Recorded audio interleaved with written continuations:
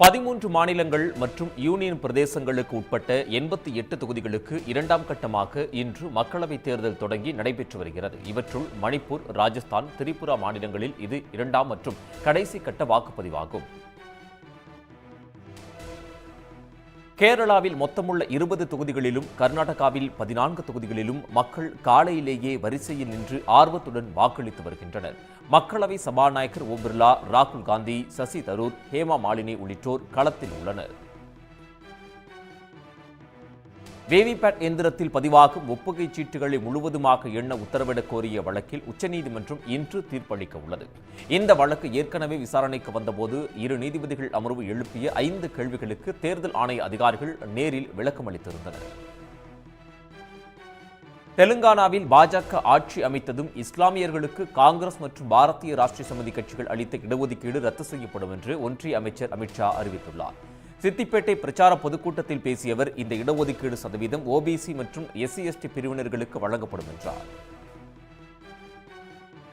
உத்தவ் தாக்கரே தலைமையிலான சிவசேனா கட்சி தேர்தல் அறிக்கையை வெளியிட்டுள்ளது. விவசாய கடன் தள்ளுபடி, குஜராத்துக்கு சென்ற முதலீட்டை மீண்டும் மும்பைக்கு வரவைப்பது உள்ளிட்ட பல்வேறு அம்சங்கள் அதில் இடம்பெற்றுள்ளன. ஜார்க்கண்ட் மாநிலம் காண்டே தொகுதியில் முன்னாள் முதல்வர் ஹேமந்த் சோரனின் மனைவி கல்பனா போட்டியிடுகிறார். ஜார்க்கண்ட் முக்தி மோர்ச்சா MLA சர்ஃபராஸ் அகமது தனது பதவியை ராஜினாமா செய்ததை தொடர்ந்து அந்த தொகுதிக்கு இடைத்தேர்தல் நடைபெறுகிறது. தமிழ்நாட்டில் 14 நகரங்களில் சதத்தை தாண்டி வெயில் கொளுத்தியது. கடந்த 24 மணி நேரத்தில் அதிகபட்சமாக ஈரோட்டில் 108 டிகிரியும், திருப்பத்தூர், சேலம், கரூர், பரமத்தி ஆகிய இடங்களில் 107 டிகிரி ஃபாரன்ஹீட் அளவிலும் வெப்பம் கொளுத்தியது. தமிழ்நாட்டில் கோடை வெப்பம் அதிகரித்து வரும் நிலையில் அதிகாரிகள் மற்றும் அரசு அலுவலர்கள் பாதுகாப்பு உணர்வுடனும் செயல்பட முதலமைச்சர் மு.க.ஸ்டாலின் அறிவுறுத்தியுள்ளார். வெப்பம் தொடர்பான நோய்களை கட்டுப்படுத்த மருந்துகள், ORS பாக்கெட்டுகள் போதிய அளவில் இருப்பு உள்ளதாகவும் அவர் அறிக்கையில் குறிப்பிட்டுள்ளார். ஐஸ்கிரீம், வேஃபர் பிஸ்கட் போன்ற உணவுப் பொருட்களுடன் திரவ நைட்ரஜனை நேரடியாக கலந்து விற்பனை செய்யக்கூடிய வணிகர்கள் மீது உரிய நடவடிக்கை எடுக்கப்படும் என்று உணவு பாதுகாப்புத்துறை எச்சரித்துள்ளது.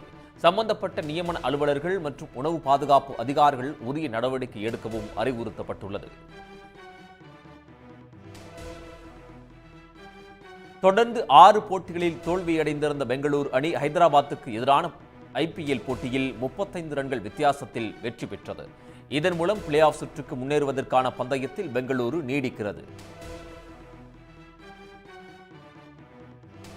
பெங்களூரு மத்திய தொகுதிக்குட்பட்ட செயின்ட் ஜோசப் இந்தியன் பள்ளியில் நடிகர் பிரகாஷ் ராஜ் வரிசையில் நின்று வாக்களித்தார். அனைவரும் கட்டாயம் வாக்களிக்க வேண்டும் என கூறியவர், வாக்களிக்கவில்லை எனில் கேள்வி கேட்கும் உரிமை கிடைக்காமல் போய்விடும் என்றார். நீங்கள் ஓட்டு போடலன்னா கேள்வி கேட்குற தகுதியும் அந்த உரிமையும் உங்களுக்கு இல்லாமல் போயிடும். Especially young voters, first time voters, அற்புதமான அனுபவம். That is the power. And அதோடைய சந்தோஷம், மகிழ்ச்சி உங்களுக்கு கிடைக்கும். Please choose your leader, please choose your representative so that you don't complain tomorrow.